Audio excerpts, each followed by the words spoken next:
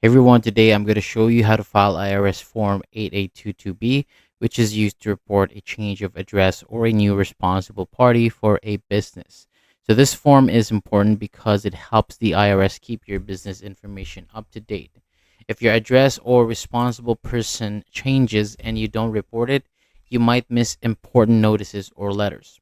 All right, let's go step by step while you have the PDF form open on your screen. So at the top of the screen, you'll see check boxes. So this is where you choose what kind of change you're reporting. You'll check the box that applies, whether it's for employment tax returns, business income returns, or a change in business location. Next, move down to the line 4. So in here, you'll enter the full legal name of the business along with the employer identification number or EIN. On line 5, you'll enter the old mailing address and make sure this matches the address the IRS currently has on file. If it's a foreign address, you'll complete the extra fields provided. Then on line 6, enter the new mailing address. This is where you want the IRS to send future correspondence.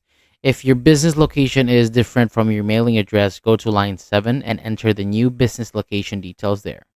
Next, on line 8, you'll enter the name of the new responsible party. This is the person who controls or manages the business. On line 9, provide the identification number of that responsible party, such as their SSN or EIN, depending on what applies. After that, go to the signature section. The authorized person, like an owner or officer, needs to sign and date the form and include a contact phone number if required. And finally, once everything is complete, you'll send the form to the correct IRS address listed at the bottom of the page.